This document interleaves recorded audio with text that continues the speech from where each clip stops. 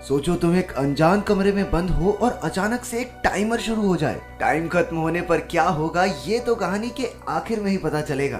कहानी की शुरुआत होती है अमेरिका की सड़कों पर, जहां रास्ते के हर पेड़ पर एक लड़की के गुम होने के पोस्टर लगे थे। एडगर नाम का एक आदमी अपने ट्रक में च्युइंगम खाता हुआ वहां से गुजर रहा था, जिसने इन पोस्टर्स पर ध्यान तक नहीं दिया। उसके हाथ पर थोड़ी चोट लगी हुई थी। कुछ देर बाद वो शहर के बाहर सुनसान जगह पर पहुंचा और उसने एक ट्रंक से बंदूक, रस्सी और कुछ फोन्स बाहर निकाले। कुछ देर बाद नेल नाम की एक लड़की एक बंद कमरे में उठी और उसे कोई अंदाजा नहीं था कि वो यहाँ तक कैसे पहुंची। वो पूरा कमरा एकदम खाली था। कमरे में एक कीड़ा, एक घड़ी, एक स्पीकर था और एक बड़े से पैनल पर 9 लिखा हुआ था। यही नंबर उसकी शर्ट पर भी था। कांपते हुए पैरों से नेल दरवाजे तक पहुंची, लेकिन वो जितना मर्जी उसे खींचे या धक्का मारे, दरवाजा वहीं का वहीं जमा हुआ था। उसने मदद के लिए आवाजें भी लगाई, लेकिन कोई फायदा नहीं हुआ। उसी पल घड़ी अपने आप चल पड़ी और तभी नेल का ध्यान एक लाल रस्सी पर गया। रस्सी के नीचे अचानक उसे अपना फोन मिल गया, लेकिन वो किसी को कॉल ही नहीं कर पा रही थी क्योंकि उसमें सिम ही नहीं था।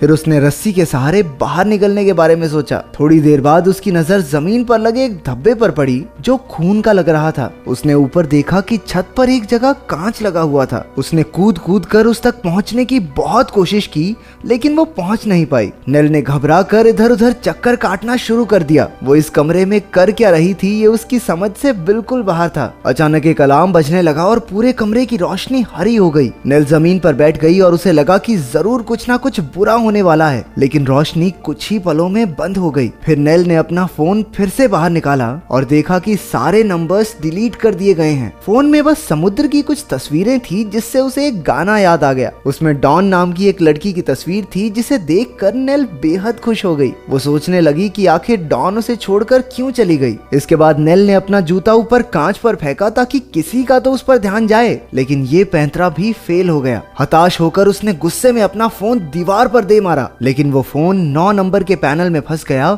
और एक खूबसूरत सा गाना बजने लगा। नेल ने देखा कि वहाँ एक छेद हो चुका था। उसने जल्दी से जोर लगाकर उस छेद को बड़ा कर दिया ताकि वो वहाँ से भाग सके, लेकिन उसके पीछे तो बस दीवार ही मिली। उधर घड़ी में 15 मिनट पूरे हो गए और उससे कुछ आवाजें आने लगी। कमरे की सारी लाइट्स बंद हो गई और अब बाहर से कुछ दरवाजे और खिड़कियां खोलने और बंद करने की आवाजें आ रही थी। डर के मारे नेल ने अपनी आंखें बंद की और वो समंदर वाला गाना गुनगुना कर खुद को शांत किया। कुछ ही पलों में लाइट्स ऑन हो गई, लेकिन जब नेल ने अपनी आंखें खोली तो उसने देखा कि दरवाजे के ताले अब नहीं थे और अब वो दरवाजा खोल सकती है। लेकिन इस बार भी दरवाजे के पीछे बेचारी को दीवार ही मिली। उसी वक्त घड़ी में 45 मिनट का समय उल्टा चलने लगा। नेल ने गुस्से में चिल्लाना शुरू कर दिया और फिर से वो कमरा हरी रोशनी से भर गया। अचानक उसे एक आदमी की आवाज सुनाई दी जो दरवाजे के पीछे की दीवार में बनी एक जाली से आ रही थी। नेल भागकर उसके पास जाकर बात करने लगी। उस आदमी का नाम ट्रेविस है, जो उसी की तरह एक कमरे में कैद है, बस उसका नंबर 9 की जगह 6 था। वो भी नहीं जानता था कि उन्हें किसने और क्यों कैद किया है। वो दोनों इस बात से अनजान थे कि असल में एडगर उन्हें सीसीटीवी कैमरा से देख रहा था। उधर ट्रेविस ने नेल को बताया कि उसने रस्सी के जरिए कांच की खिड़की तक पहुंचने की कोशिश की थी,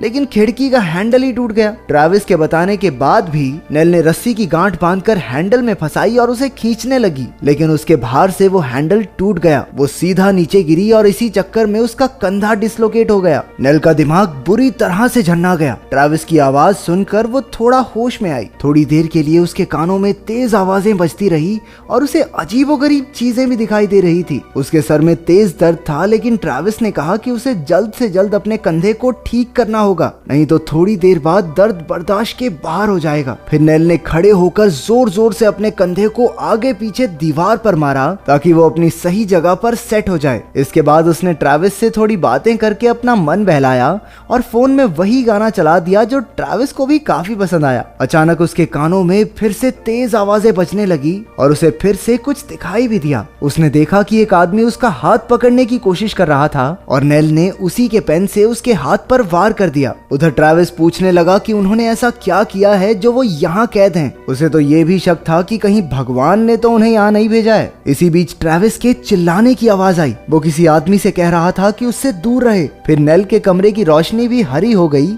और ट्रेविस की हालत के बारे में में सोचकर नेल को फिर से दौरा पड़ने लगा। उसने वो समुद्र वाला गाना गाकर एक बार फिर से खुद को शांत किया। जब रोशनी वापस आई तो नेल ने ट्रैविस से बात की। उसने बताया कि एक आदमी उसके कमरे में उसे ठीक करने आया था और अब उसके सर में भी तेज दर्द हो रहा है। हरी रोशनी बार बार कमरे में आती जाती रही और अब नेल ने फैसला किया कि वो यहाँ से बाहर निकलने का रास्ता जरूर निकालेगी। उसने कमरे की तलाशी ली तो उसे एक तार मिली जिसका उसे कोई खास फायदा नहीं लगा। फिर उसने देखा कि उसकी बाजू में कुछ लगाया गया था और उधर से ट्रैविस ने बताया कि उसकी टांग पर भी ऐसा ही कुछ है। उधर घड़ी का समय कम होता जा रहा था, इसलिए नेल ने खिड़की के टूटे हुए हैंडल से जाली के पेंच खोलने की तरकीब लगाई। उसका प्लान काम कर गया और जाली खुल गई। उसे देखकर ट्रैविस भी अपनी जाली खोलने लगा और नेल ने पैनल के पीछे मिली तार उठा ली। तार खींचकर उसके हाथ एक खुफिया कैमरा लगा जो उसने ट्रैविस को दिखाया। इसके बाद नेल ने तार ही काट डाली, जिसकी वजह से अब एडगर नेल के कमरे में कुछ नहीं देख सकता था। नेल जाली के रास्ते से ट्रैविस तक पहुंचने की कोशिश करने लगी, लेकिन वहां जगह बहुत कम थी। बीच में एक हरी रोशनी की लाइन थी जिसे छूते ही कमरे की रोशनी पीली हो गई और एक जोरदार अलार्म बजने लगा, जिससे नेल के कानों में दर्द शुरू हो गया। वो जल्दी से अपने कमरे में वापस आ गई, लेकिन रास्ते में उसके कंधे पर फिर से चोट लग गई। इसी चक्कर में उसे फिर से कुछ दिखाई देने लगा। इस बार उसने देखा कि उसके हाथ खून से सने थे। इस खतरनाक लम्हे के बाद नेल ने ट्रैविस को अपनी जाली तोड़ते रहने को कहा और खुद अपना कंधा ठीक करने में लग गई। तभी उसकी नजर अपनी बाजू पर गई जहां से खून बह रहा था। उसने हल्का सा मांस फाड़कर देखा कि उसकी बाजू में एक माइक्रोचिप फिट की गई थी। फिर नेल ने ट्रैविस की ओर देखा जो अभी तक अपनी जाली नहीं खोल पाया था। अब घड़ी में सिर्फ 1 ही मिनट बचा था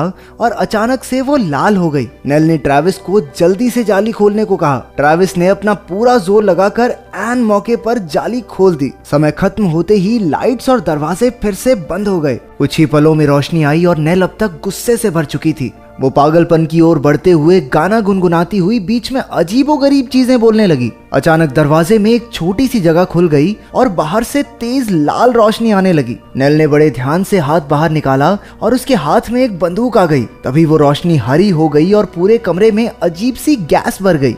उसकी आवाज से रोशनी बदल गई और नेल को समझ आया कि आवाज से रोशनी बदल बदल कर उसे लाल रोशनी तक पहुंचना होगा।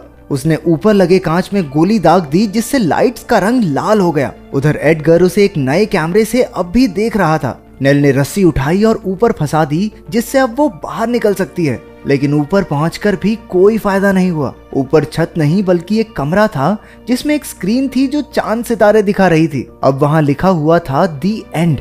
उसने ऊपर से ट्रैविस के कमरे में झांका। उसके कमरे में भी गैस भर दी गई थी, लेकिन वो नेल जितना हिम्मत वाला नहीं था। अब एडगर नेल से मिलने आ रहा था। नेल भागकर दीवार के पीछे छिप गई और एडगर की नजरों से छिपकर भाग निकली। छुपती छुपाती वो उसके ऑफिस तक पहुंच गई। ये किसी कंपनी की बिल्डिंग लग रही थी। ताज्जुब की बात ये थी कि दिन का समय था, लेकिन बिल्डिंग के अंदर कोई भी नहीं था। नेल एक कमरे में पहुंची जहां पर ट्रैविस की एड बार बार चल रही थी। ये दरअसल रोबोट्स की एड है जो इतने असली लगते हैं कि कोई इंसान इनमें फर्क ही नहीं कर सकता।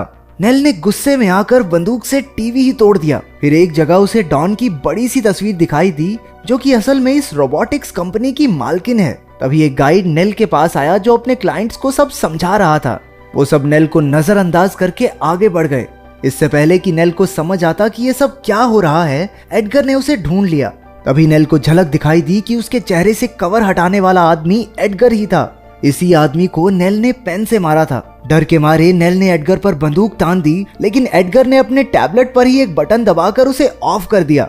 अब जाकर हमें पता चलता है कि नेल असल में इस कंपनी की एक रोबोट है और उसका मॉडल नंबर है 9।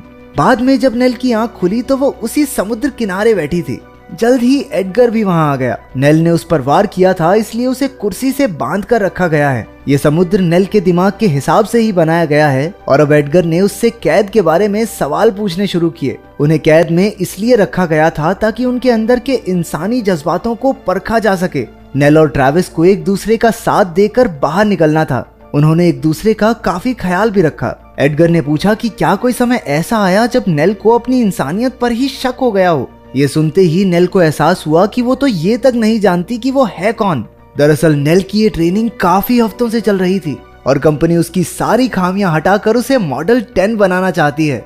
टेस्ट के आखिर में उसकी याददाश्त मिटा दी गई क्योंकि वो इस भयानक सच को बर्दाश्त नहीं कर पाएगी। एडगर ने नेल को ऑफ करके फिर से उसी कमरे में बंद कर दिया। नेल बिना अपनी याददाश्त के एक बार फिर से उठी और एडगर अपने परिवार के साथ कहीं छुट्टियां मनाने निकल गया। क्या भविष्य में एकदम इंसानों जैसे रोबोट्स बन जाएंगे? आपका क्या मानना है कमेंट्स में जरूर बताना।